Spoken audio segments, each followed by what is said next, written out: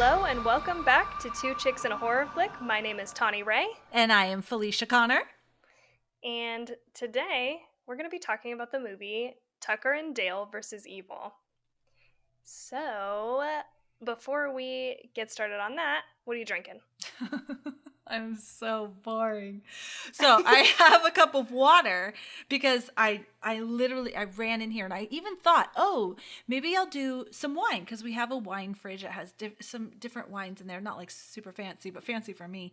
And I was like, oh, I'm going to do this, but then my teenagers were telling me lots of stories, and so I was trying to get on the call, and so I only had time to grab water.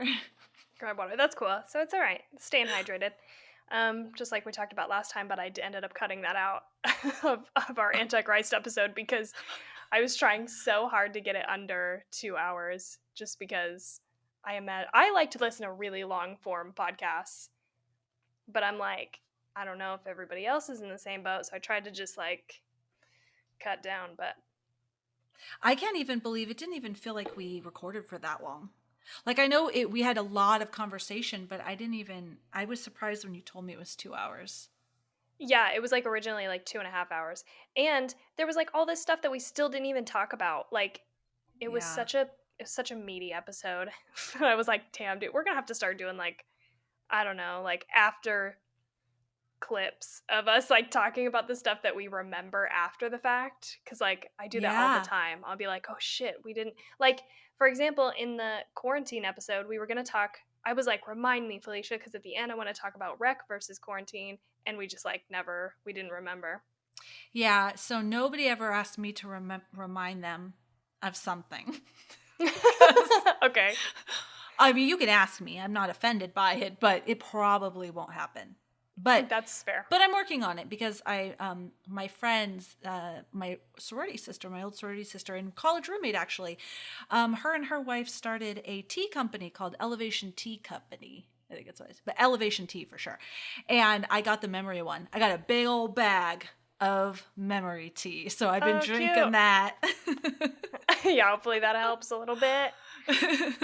That's okay. I also feel like I forget more and more as time goes on, so what can You you look do? all cute in your shirt and everything. I look kind of like, I just look maybe a little too comfortable. I have makeup on, but it. No, I don't think you look too comfortable. I think it just looks like you're wearing a normal shirt. I got some fall vibes going on. I couldn't love resist. Got some orange and black. Well, the next time I'm gonna dress up. Maybe I'll get like the fake diamonds that I wore at my wedding. Oh, okay. We're gonna go that far. Okay. I was thinking earlier today, I was like, thank God for this podcast. Otherwise, I would never get ready. Yeah. I purposely, and you can't even really tell that much, but I purposely, put makeup on and got ready because we're going to record. Me too. I did that at about 5 p.m. it's like 7 right now. I did that 2 hours ago. That's awesome. Yeah. So we don't talk about this very often. I think we do it every other episode, but I was curious if you're watching anything else right now, just TV show wise or. Yes. I just finished I'll Be Gone in the Dark, Okay. which is absolutely phenomenal. I listened to the book called Evil Has a Name. Mm-hmm. And the reason I'm mentioning that is because both are about the Golden State Killer / East Area Rapist / the original Night Stalker, all the same guy.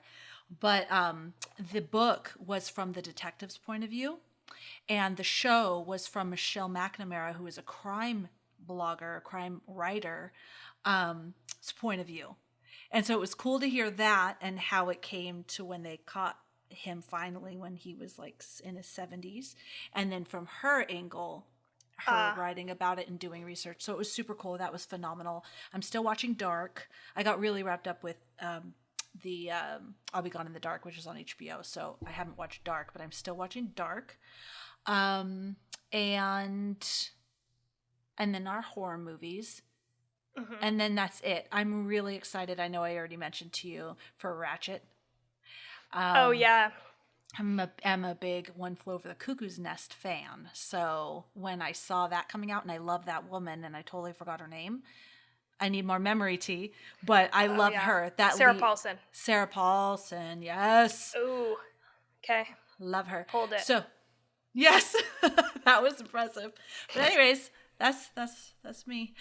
Okay. Yeah, that's it. Because I finished Unsolved Mysteries. Yeah. Oh, yeah, and I think we talked about that when you did that.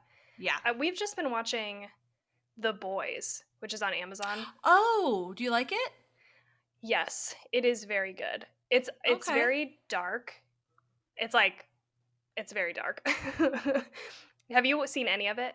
No, I just see when I log in and I see the thing, the little advertisement for it. Yeah, it's I highly recommend it, but it is dark. It's very like gritty. Like it's like the grittiest superhero thing I've ever seen, but I like it and I appreciate it for that reason. So Yeah.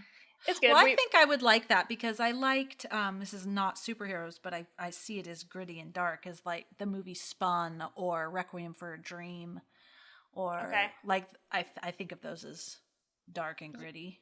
Definitely, yeah. And then God, we just finished something and now I should have prepared because I asked this question. I should have prepped for this.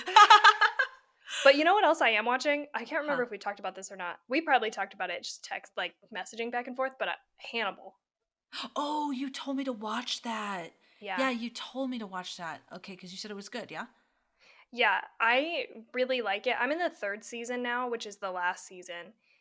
And I'm not loving the 3rd season as much as I liked the first 2, but it's still like good and it's interesting to watch. It's just that it's a highly stylized show in every sense of the word. Like visually, like the dialogue is like hard to follow because it's like people are saying things that they would never say. But you like it for that reason. But now in the 3rd season, I feel like we've just taken that and we've turned it up like times 3. And so I'm like, it's starting to lose me a little bit. They're all Shakespeare now? Yeah, kind of. I mean, maybe not quite like, it's like the very good version of that. So that's why you can excuse it. You're like, okay, these people are great actors. Like, is Anthony Hopkins is what I just called him. Anthony Hopkins is not. Is it when he was younger? Not Anthony, no. Like Hannibal or no. So that's the movie. I think is what you're thinking. Oh, but it's not about him. It's not about. It is about Hannibal. Sorry, but it doesn't have Anthony Hopkins in it at all. Gotcha. Okay. Yeah, it's Mads Mikkelsen is Hannibal. Oh, okay. But I think it is supposed to be like pre Silence of the Lambs. Mm-hmm. Yeah. Okay. If I'm remembering correctly, because I think there was Silence of the Lambs, and then there was the book written Red Dragon, right? Which is Red Dragon is a prequel, I think, to Silence of the Lambs. I think it is. And the TV series, I think, is based on that book. So like, yeah. Okay. It's good though. I recommend it. It's pretty horror. Brad Fuller is the producer. I think he's the producer on it. And he is like definitely a horror fan, a horror person. He was one of the people interviewed in that Eli Roth's History of Horror series that I was telling you about, Felicia. Mm-hmm. So he's in there and he's like speaking. Yeah. Sorry. No, just when you said Felicia, it like caught me off guard. Like, because of course you're talking to me. To you? Who else am I talking to? No, it's just like I wasn't, like you thought I wasn't paying attention or something. It made me laugh. You know that thing I was talking to you about, Felicia? It's like a school teacher trick or something. No, I'm sorry. I'm sorry. I no, didn't mean that. I love you. It was so funny. But yeah, okay. Yes. Anyway, so I just wanted to chat about what we've been watching. I want to share one more thing with you because you specifically told me about this. I was sitting there and I was paralyzed because I couldn't watch the last I'll Be Gone Before Dark because my husband and the kids watched it with me, my teens. And then I couldn't watch the horror movie because we were watching that on Thursday, but I was alone, folding laundry. And I'm like, what am I going to watch? I started The Umbrella Academy. And I've only watched one episode. I didn't watch the trailer, so I had no idea what it was about. And the very first scene, I was super intrigued, like, what the fuck is happening? If you watch the trailer, you know what's happening. But I thought that it was there's some comical. It's kind of comical, but it's also very colorful, and the characters are like, I was intrigued by them. I've only seen one Yeah. episode, but I was intrigued by the idea, and I was intrigued by the way it's, all the technical terms, but just visually how it was. And so, yeah, Hmm. it was good. I've, again, only seen one episode, but It is very like high octane, like I don't know, like actiony. It seems really cool, and other people really like it. So there must be really good things about it. It's just not. I don't know. It's just like not up my alley. But I'm glad. it's not something I normally would watch either. Yeah. But I was like, I'll watch it. And then in the very first episode, I was like, oh my gosh. Oh, Tell you know what? Okay, sorry. Keep going. Sorry. No, I was just gonna say, oh my gosh, tell me more. That's it. Yeah, it is. It does have a mystery element to it, but it. I don't know. Maybe I've out mysteried myself. It's like I've seen other things that like keep you hanging for too long that I was just like, I don't care. You better make me on the edge of my seat, like, what the fuck is happening for like 12 episodes or else I'm out. Like, Yeah, no, like I feel Dark, you. right? Like Dark is like primo. Like you have Yeah, no idea, but you're hanging in because you want to know, you know? yeah. And you think like, oh, maybe I'm figuring this out. And even if you have like a piece and you're like, oh, this, but it still boggles your mind. Yeah. You don't fully get it. What were you gonna say though? I was gonna say I started watching Melancholia. That's right, you did. Yes, I have like 30 minutes left, so I need to go back and finish it because I started it on like a weeknight, which was stupid. So I had to go to sleep, and I was like, I gotta come back to this. But so far, I'm like, I really like it. I really like Oh, it, and I'm like, it actually made me. We're gonna tie it back. We're gonna tie it back in here because it actually made me. I woke up in the middle of the night like 2 nights ago. It was like 3 in the morning, and I was like laying in bed, like trying to go back to sleep, and this usually does not happen to me, by the way. Like, I'm usually like, I don't know, movies don't really affect me. It's fine. I can sleep. There's only been a handful of times that it's like affected me. But I'm like laying there and I started to be like, man, Melancholia is weird. Like, it is so weird. Like, you can tell that Lars von Trier did kind of the same thing. He's got like this set of like symbols. There's like symbolism and like deeper meaning. And there's like more shit happening than like what you're seeing on the surface. It's a lot to deal with. And again, I haven't finished Melancholia, but I was sort of like, oh my god, it's almost like he as a like filmmaker like opens a portal to like a beyond dimension. And I know you even talked about this with him doing like shamanic, am I saying that right? yeah, yeah. Shamanic journeying and stuff. But then that started to really freak me out. Like I was like, oh no, like that might be bad. Like what if all that stuff, cuz I feel like with Antichrist like I couldn't help but come at it from such a like analytic state of mind until I was laying in bed at like 3 a.m. And then I was like, "Oh no, what if I don't know." Like it just What if freaked me what? out. What do you what? Well, it's like hard to put into words, but it's like, you kind of think like, "Oh, this person like it almost feels like they peeked into a dimension or something Mm-hmm. that we are not privy to that may exist and there may be these like other forces at play or something. Like it just was like I don't know how else to describe it, but it's just like this fear of the unknown or like Yeah. I does that can make tell sense? you, yes, I can tell you that shamanic journeying though is not evil. Yeah. It's not like you're not going and pulling demons through from other dimensions and stuff like that. It's not at all. You're going into these different spaces and realms and speaking to spirits or things that are to help and to help heal and things like that. So it's not a bad thing. Yeah, I guess even without that, it still creeped me out because it's Mm. like this person has peeked into the and also just with being like depressed and like he's peeked into like the deepest depths of like human sadness or like Yeah. despair. Like, even without the idea of like, oh, maybe there's like this demonic whatever, it still was creepy, and it really creeped me out at like 3 a.m. and I was like having a hard time going back to sleep. I was like, I'm gonna have to just like look at stuff on my phone for like, I couldn't go back to bed for like an hour. That is not cool that you could go to bed, but that's very cool that you were thinking about it and that I loved it at that time. Sorry, I had to adjust that. Something I really was into and am into, but haven't studied it as much recently, was the universe. That whole thing, that whole thing up there, was a huge impact on me when I was going through different stuff, because I love things that blow my mind. This is why I want to be able to understand math, because I would love to understand all of that stuff, physics and astronomy and stuff. And like, it would blow my mind. I remember specifically, I used to go all the time as a single mom because it was free, and I had 2 little kids, and we lived in California, and we go to the Griffith Observatory. And there was this picture where it's all, I have it. I should, all these solar systems, right? But it's only like, it's like an inch picture. It's a blown up. And there's like thousands of solar systems in that one teeny picture. And if you could, like, I'm not doing it justice, but blow up like times that by what, 1,billion? I don't know. Again, I'm not going to math. A lot.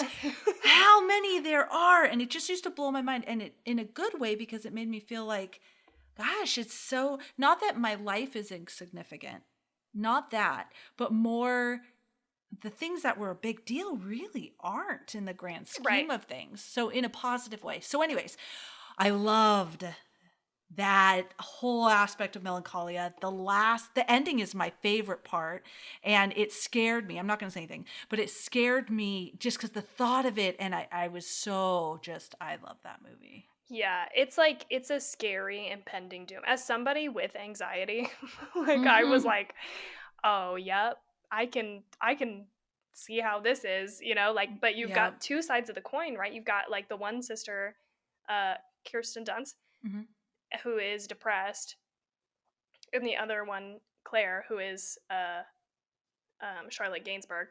She's like the anxious one. I was just like, I kind of was like, I mean, the portrayal of these mental illnesses in this movie, maybe a little too close to home. I don't know. Like, I was like, ew, like, I mean, I'm just saying, being locked in our houses for 6 months, I've had some lows, and I was like, oh man, that's a little. Are you gonna watch the end?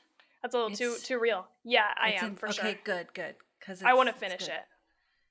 Yeah, but I appreciated it, and I figure we'll never talk about it because it's not really like a horror movie, so might as well. Oh, good. I'm glad you liked it. Yeah, and I think this will be a short episode, really, because there really wasn't much to talk about. So I kind of filled in with some other things you'll see as we get going, but to kind of give you just like a background on what this is. So it was Tucker and Dale versus Evil. Director is Eli Craig, and Eli Craig also wrote it along with Morgan Jurgensen. Hope I'm saying these names right. And the 3 main stars are Tyler Labine, Alan Tudyk, I hope I'm saying these names right, and Katrina Bowden. Also, just want to note, I'll just note here, Eli Craig also wrote and directed this other movie called Little Evil with Adam Scott on Netflix. And so I'll leave it. I'll put a pin in that for now. Okay. And Felicia, what did you think about this movie?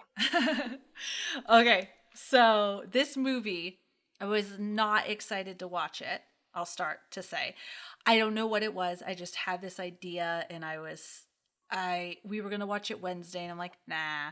And then Thursday, we're like, okay, tonight's the night. And I'm like, maybe I'll just watch it tomorrow on my computer while I work. But then we didn't. We're like, no, let's watch it. So me, my husband, and my 2 teens. I was like really stuttering on that. My teenage daughter and her girlfriend. We all watched it, and we all really loved it. So none of us were excited, and we really liked it. My husband liked it. We even talked about it after. I really liked it. It was a good movie. Why were you unexcited to watch it? Um, I think because I was expecting it to just be really stupid. Okay. I was expecting it to be, there are some, I guess, comedy horror movies that I've liked. Like I liked Zombieland. That would be okay. I liked that, and Scary Movie, right? Or there's a Yeah. comedy part of it, and it's not like my favorite. So it's not a genre I really watch that much. So I don't know. I was just expecting it to be lame. I was expecting it to be like these ridiculous shark movies my 6-year-old makes me watch. Yeah. but then not, because you have really good taste. I've liked the movies you've liked. I don't know. I just wasn't expecting a lot from it. And I liked it immediately because I loved the actors that played Dale and Tucker. Yes, I knew. I was like, part of what ignited this movie for me to listen to is because we talked about A Knight's Tale, and I was like, Alan Tudyk is in there too, and I was like, oh, we gotta watch. As soon as I saw him at the cash register, I went, oh my gosh, it's the Knight's Tale guy. I love this guy. And so immediately liked him because I love him. So I was interested. And then Dale, he is just, I don't know, you immediately fall in love with him. You immediately fall in love with him when they're at the gas station and he's talking about how he wants to talk to the girl, and the one guy's like, go do it, just do it. And he walks up with that giant, what is they called, a scythe, right? Walks up and then he's, I immediately loved them. So, but when looking at the picture of all the teenagers, which I thought they did good too, but by seeing them and thinking, oh, this is going to be stupid. But it wasn't. Yeah, it is a fun fucking movie, isn't it? Like, yes, I laughed. Yeah, good. I did too. I laughed even watching it a second time. And actually, I think this is probably technically like the third time I've watched it. I think I watched it a second time at some point, just put it on in the background because I like it that much. But it is so funny. It's like, it's a little cheesy. It's a little overacted. No, but in a really good way, in like a very intentional way that made it good and not stupid. Like, I love that when, all these damn kids are coming to our property to kill themselves. It's just like the idea is, and they're just so, I don't know, they're so likable. They are. They're so lovable. And you step back and go like, how did no one make this movie before this movie got made? Like, it is so hilariously apparent. You know what I mean? Like a joke about all the tropes about these types of horror movies. Like, how did nobody make this before it was made? It's so funny. That is probably my favorite part. When they're like, oh, I've heard about these. He's like, I've heard about these. This is a suicide pact. Like, and they tried to get her to do it, and she didn't want to. So now they're gonna kill her. Like, it just is so funny. And when she wakes up and they're like, so, do your friends take a lot of medication? And she's like, what? Why? I really liked it. I thought it was funny. The teenagers, I liked them too. When it first started and they were all camping, I was like, okay, these people are douchebags. But I kind of like the really over the top, ridiculously, I don't know if he's supposed to be nerdy or just like cowardly guy that was driving the car. I thought, okay, of all these people, the kid, right, the teenager that was driving the car, I was like, okay, I like him because he was just making me laugh how animated he was. He was just so stupid and just so funny. And then obviously hated the guy, Chad, the one that ended up being the evil guy, right? Yeah, Chad, yeah. But anyways, I ended up really liking them all. Like, I thought that they were funny. They had like some real reactions in the sense of like when Chad was being overly like like, we have an opportunity here. You don't know. And then all of them would be looking at him, and the other guy would be like, the fuck are you talking about? And it was funny. I don't even know how to explain it. It was good. It is so good. I feel like How it's about when, totally I'm sorry, when Tucker gets stung by the bees and he comes yeah. in, right, and his face is all swollen and he's like, he's going to get a beer and he just takes the beer and starts pouring it all over his head and his face because his head is this bee sting. It was just funny. It was funny. I read that was ad-libbed by him. Like, Oh, not written in the that's script. He just good. did it. Yeah, I loved it. that fucking I don't know why, but for whatever reason, something that's stuck with me. I wanted to rewatch this today to sort of like jog my memory about the scenes because like for whatever reason, like I don't know, not a lot of moments stick with me from this movie because it's just overall a very fun experience. Mhm. And that's I feel like the main thing that I can say about it. But when that fucking when they're in there and they like lean on the post and it comes like swinging down and then Yes. it hits the cop later. By the way, spoiler alert. Hope Oh you didn't yeah. know you Big weren't gonna spoiler alert. get Oh my spoiled. God, I love that. Yeah, because he came in and he believed him. You know, he was Yeah. like, it seemed like he believed him with what he was saying to them, kind of like, guys, blah, blah, blah. And then he gets killed. And oh my God, when that kid dived into The wood chipper. the wood chipper. Me too. And he goes to pull him out, and so he's like wrangling his legs. And from the angle that the students or whatever college kids are at, it looks like he's feeding him in there.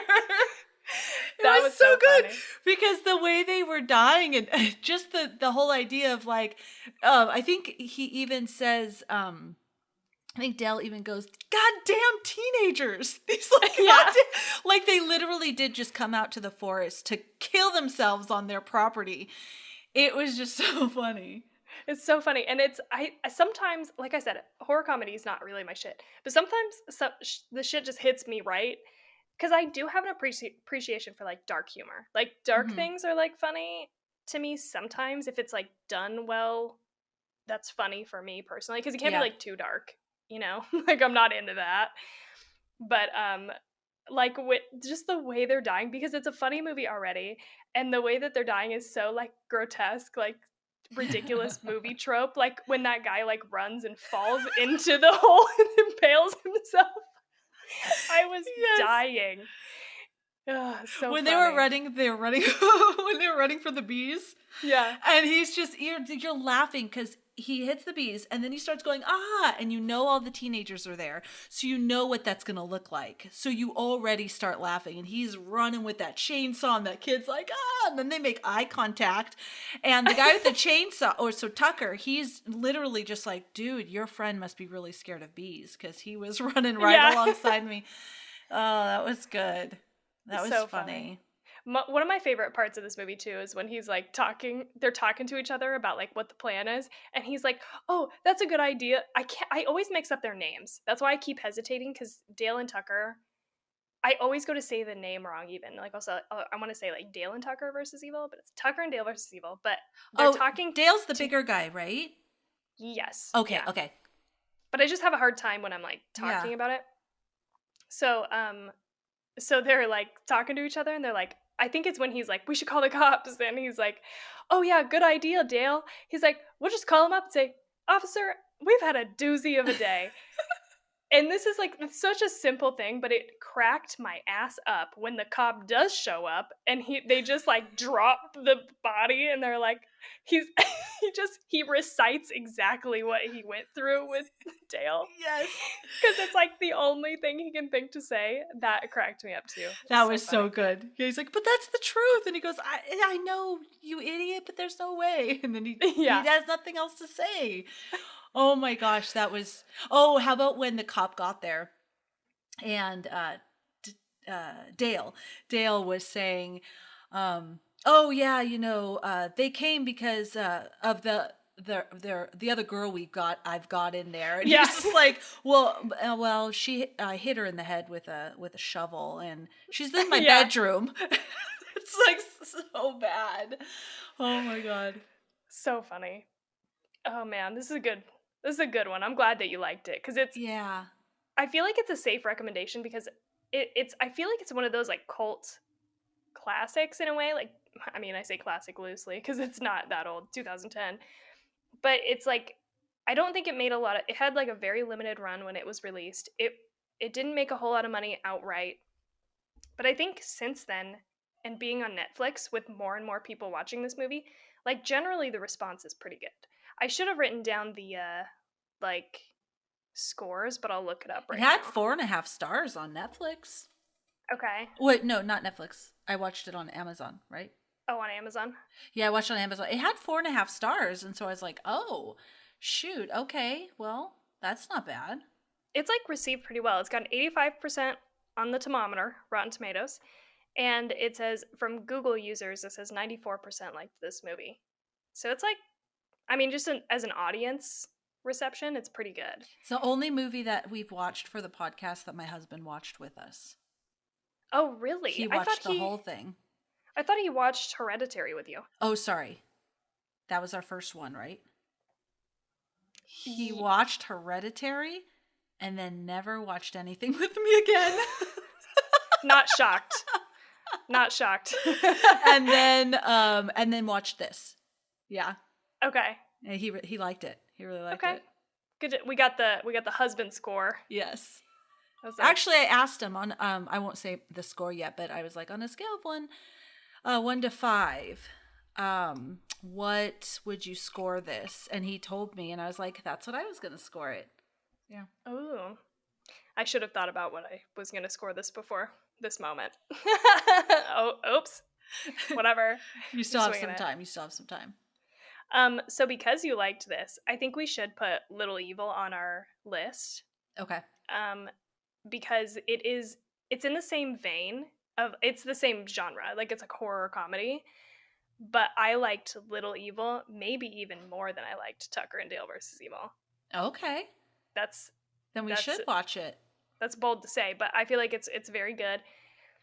But that was the only other thing that I feel like I really recognized that he had done.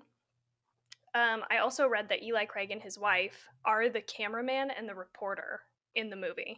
Oh, really? At the beginning and the cool. end. That's very cool. I can picture them. Yeah. Oh, neat. I know, it's kind of cute. So, oh shit, we didn't even do a synopsis. Well, just do it now. Do you have it? Should we just do it and then? Yeah, just do it. Okay. I should have put that like anyway. No, that's fine. Here it is, guys. Here's the synopsis. Two scruffy pals, backwoods. Okay, let me back up. Two scruffy pals' backwoods vacation takes a bloody turn when ignorant college students mistake them for a pair of murderous hillbillies. That pretty well sums it up. Yeah. Yeah. That's what happened. Yep. Oh my gosh, that was a cute movie. It was very funny. And so just getting into my research here, I pulled from quite a few things that I didn't even write down as sources, but like most of the stuff that I got about the movie specifically was from IMDb and Wikipedia. So a special feature on the DVD plays the movie from the college kids' perspective, in which Tucker and Dale are murderous villains. So I would love to watch that. Yeah. Wouldn't that be funny? Yeah, I would love to see that too. That would be cute. And actually, I kind of considered today, I was like, I would consider buying this movie just to support the people who made it, because it hasn't, like, I read a couple different sources for numbers, which we'll talk about here in a minute, budget wise, but it seemed like for a long time it didn't get above what they spent for the movie. Oh, gotcha. Okay. And I think they might have pushed that beyond once they were on Netflix, maybe. That's just my guess, because I found wildly different numbers online. But I was like, this would be a good one to buy, just to like support the people who made it. Let's see. Okay, so this says, I'm going to read a couple like excerpts because they have talked about potentially doing a sequel. And it says, in an interview with Choice Cuts, director Eli Craig expressed thoughts on a sequel titled Tucker and Dale Go to Yale, and described it as Good Will Hunting meets Texas Chainsaw Massacre. In that same interview, Craig also liked Alan Tudyk's idea of doing a sequel that was similar from Dusk Till Dawn. So they have, it says at Horror Hound Weekend 2014, cast members Tyler Labine and Alan Tudyk confirmed that a sequel is in development. And then it says in 2016, the two revealed that they are still actively developing the project despite other commitments. And when asked about the status at Boston Comic Con in 2017, Alan Tudyk responded that a script had been written but was disappointing and unlikely to be moving forward. Then I found a different interview with, I think, let's see, the guy who played Dale. I'm trying to find his name, Tyler Labine. And it says, we're working on something right now. I wouldn't call it a film sequel, but the story is not done being told. I can't really tell you much, but we're in development with a couple things right now. Things are looking pretty good. Alan Tudyk and I are both still on board, along with Eli Craig, the director. We're just trying to line up a few pieces. It's just a matter of timing. We're going to get something to the fans because that's really the only reason we want to do it. No one's getting rich off this thing. Alan and I have always been like, whatever we do has to be for the people that stuck with it and made it what it is. That's all the fans. Hopefully something will come to fruition. So, this was made on a budget of $5 million. And it looks like so far they have made back 5.7 million. So they're like just above. And the first number I had found was like below. Like they hadn't even recouped their cost for the movie, and that, I mean, we're talking 10 years ago. So I'm sure that at some point they were just like, well, we've cut our losses, like we're not going to make money back on this thing. So that's why I was like, it would be good to buy this to support them. Yeah, I liked it. I would love to see whatever they come up with next. Yeah, I like that idea of them going to college because I feel like that's extra funny to, like, I don't know, flip the setting, you know? Yeah. So once I started looking into budgets, that put me down a whole research spiral about budgets, because we've talked about it a couple times before where we've been like, it seems like it's like low budget. And so I was just like, I'm going to look this up and put it in to kind of give, I feel like, context for how much things cost and how much they've made. Mm-hmm. And so I mostly went by like Wikipedia and Google, like they report the budget and the numbers. But this is like a relatively, I mean, that's a small budget. It's $5 million. So to give you context, because this is what, like, I get confused about numbers. Like, I need to know like what the context is, like what's the high and what's the low. So the highest budget for a movie so far is Pirates of the Caribbean on Stranger Tides. Did not watch this movie. In 2011, was made for $376 million. What? It was even bigger than like Titanic and stuff like that? Yes. Titanic. What the hell did they do in that movie? Yeah, good question. I don't know, because I haven't seen it. Oh my gosh. But I did read that the top movies are like Pirates of the Caribbean. There was 2 of them. And then 3 of the Avengers movies, which makes sense. There's a lot of like computer graphics that go into those movies. And then it was Titanic. And Titanic, adjusted for inflation, was up there. It was somewhere in this realm. It was like 300 something million adjusted for inflation. At the time, I think it was like 200 million that they spent on it, somewhere around there. Wow. But in 97, and adjusting, it's pretty high. It's still up there. These numbers include like what they pay the actors? So it's like the entire cost of the movie, including all of that sort of thing? I think so. Yeah. Yeah.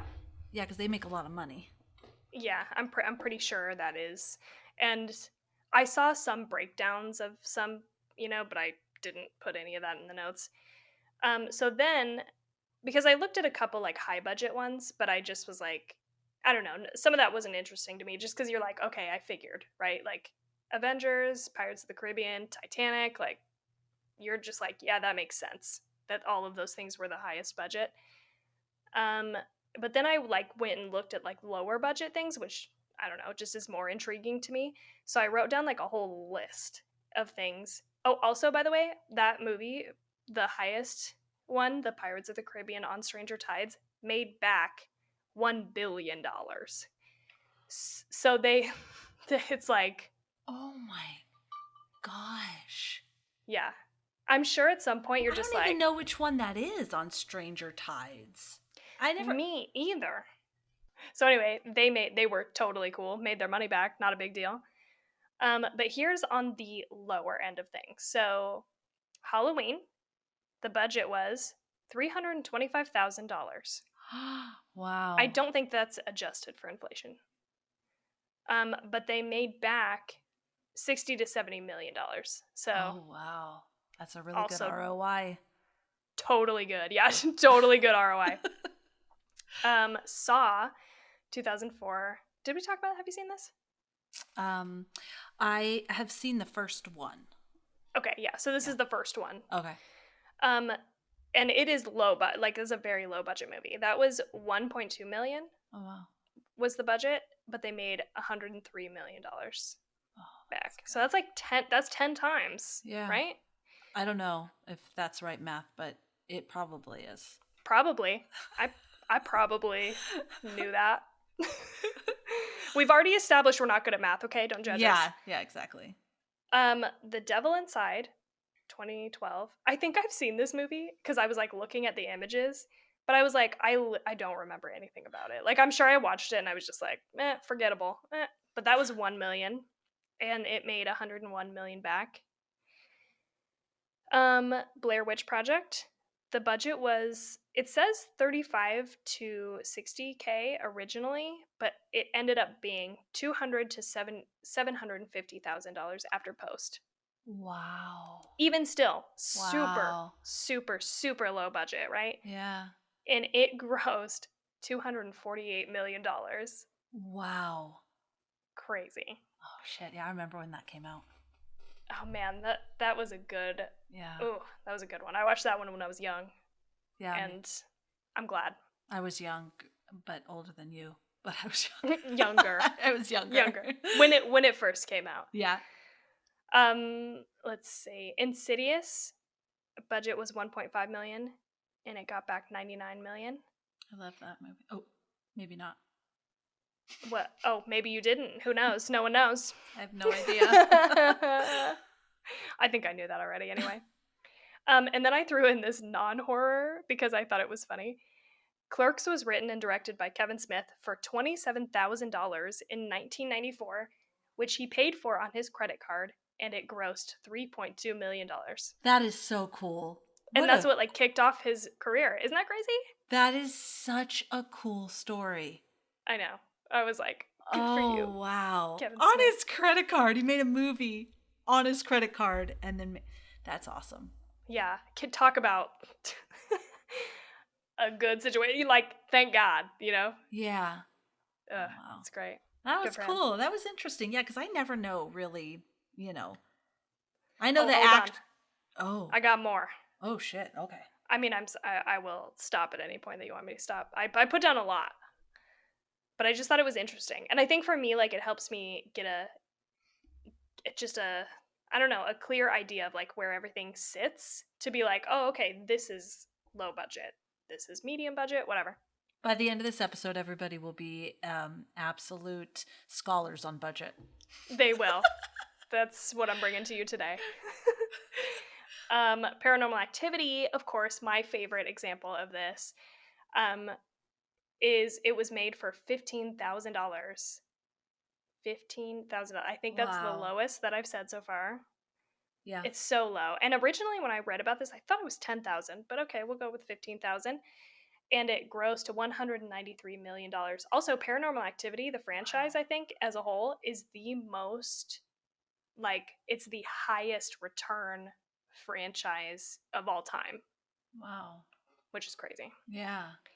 And then I was like, okay, so that's all good information. But now I want to know, what are some of the movies that we have talked about, budget versus box office? Yeah. So the rest of these ones are ones that we've talked about. Okay.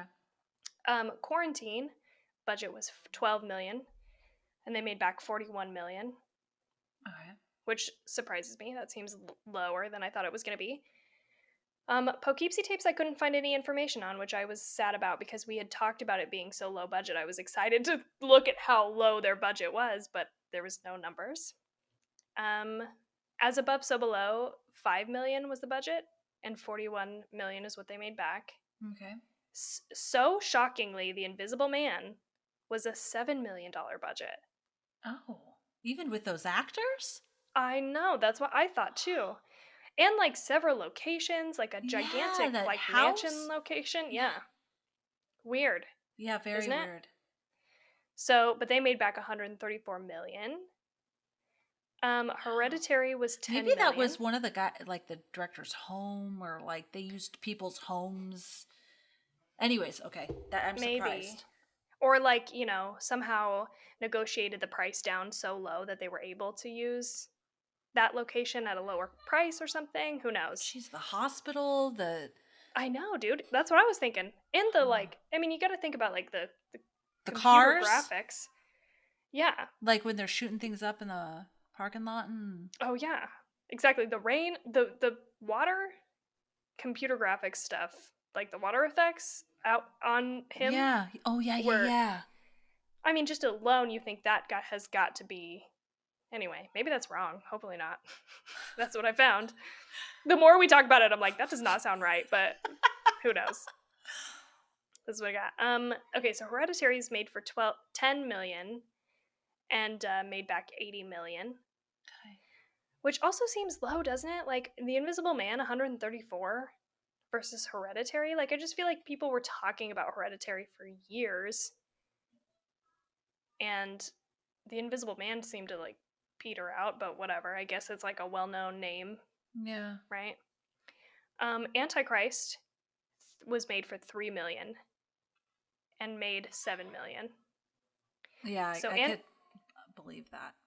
I mean, yeah, but like think about he had to I mean just the lighting and the camera. Oh the yeah. Super slow motion stuff like I mean, I guess not that I could believe it for how much it was made for the return.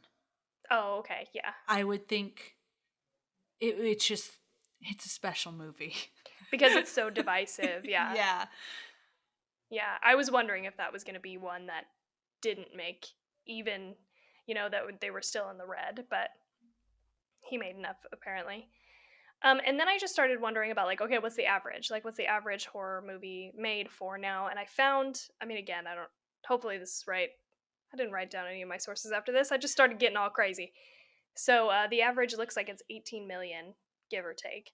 Mm-hmm. And then the average for horror is 8 million. And my guess would be that is based on Blumhouse, who does a large number of horror movies for super low budget. Like it's very rare that they get above 10 million. Like I was looking at like a whole list of their movies that they've done, and they've done a few that get above 10, but for the most part it's like 1, 5, $3 million.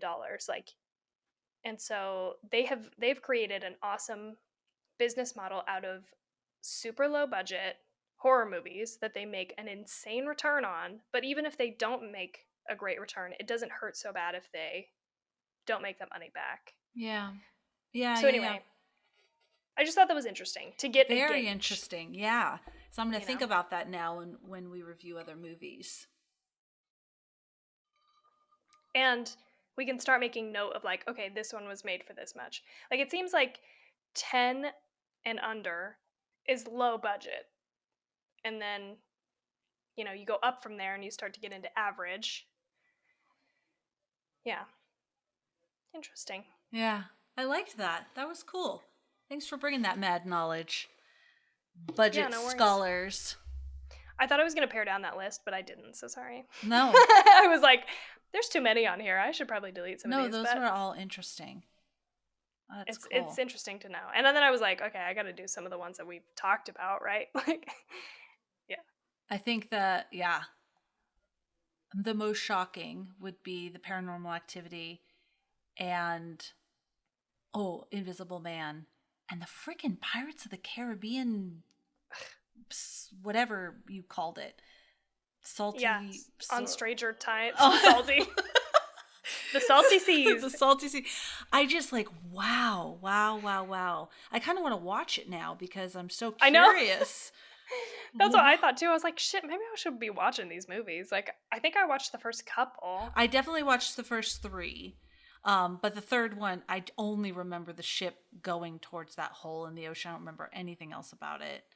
There's Yeah. one where the dude, I think it's the Salty Jones, Davy Jones locker, Okay. where he has the octopus beard. Yes. You know, there's things like that. I remember Yeah. the first one because I was very excited and I loved Johnny Depp and I was very excited to see that movie. But then the other ones, but yeah, now I want to see it. It made so much money. I know I'm like, shit, maybe that's like a cool adventure movie to watch. Like I remember liking what I saw, but I Yeah. it didn't grab me obviously enough to keep me watching those movies, but I do enjoy adventure type movies. Like and sometimes I get like super in the mood to watch those, like The Yeah. Hobbit or, Oh, Lord yeah. of the Lord of the Rings and stuff. Rings. How Oh much did man. those movies make? Okay, so the Hobbit trilogy stands as the most expensive back-to-back film production with a combined cost of 623 million. So Oh, that one is the gotcha. highest Okay. So, series. because like one, I pulled it up when you were talking. So they look like they all average around 94, right? $1 million. But so for the whole trilogy together, or not trilogy, it's more than, or no, is Yeah, it only a trilogy? it But says the anyways, Hobbit trilogy. all of those together, it was 600 million, you said? Yeah, Oh. 623 million. What would you rate this movie?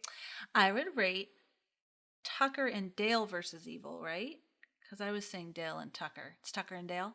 Mhm. Tucker and Dale versus Evil. I would rate it a 4. I'd rate it a 4. Yes. That's what I Okay. discussed. A 4 out of 5. That's what I would rate it. And my Okay, husband that's had the fair. I same think. rating.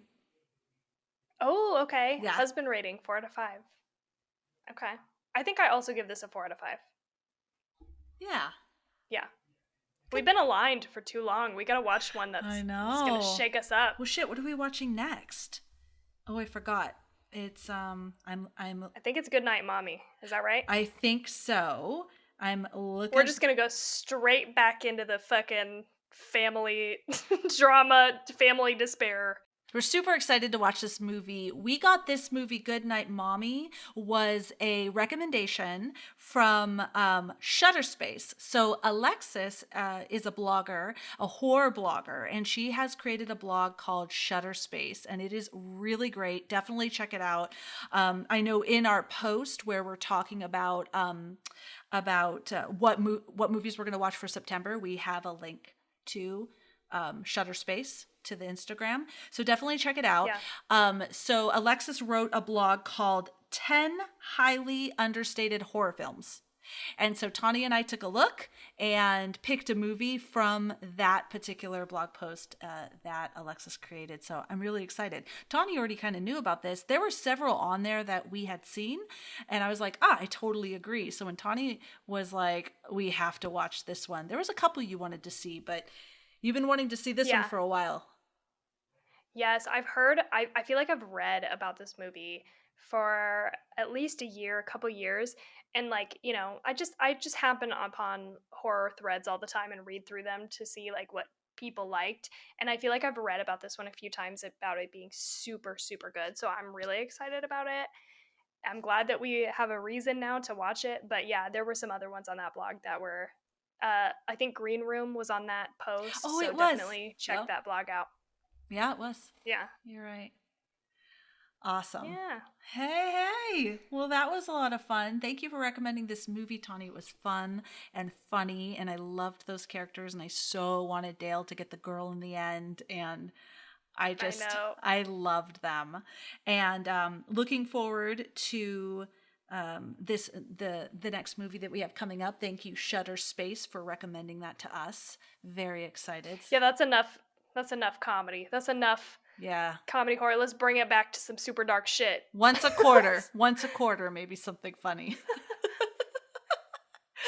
Yeah, so again, Felicia mentioned, but you can find us everywhere at Two Chicks and a Horror Flick. Definitely join our Facebook group. We love it over there. And we love to chat about stuff. We have some exciting stuff coming for October. So, yeah, stay in the know. Thank you so much for listening to us today. Yeah, thank you. We're laughing and we're going to edit out whatever happened before this. So just know it's weird. And yeah, join us. We thank you. We are coming up on 400 downloads total, which I am stoked about. Wow. So thank you guys. I'm every time I look at our stats, I'm blown away, and I don't even know if they're good, but I'm just gonna assume they're great. Yeah, they're So great thank to you us. guys. Thank you so much. Talk to us on Instagram and Facebook and stuff, and I hope that you really have a great night and have no nightmares.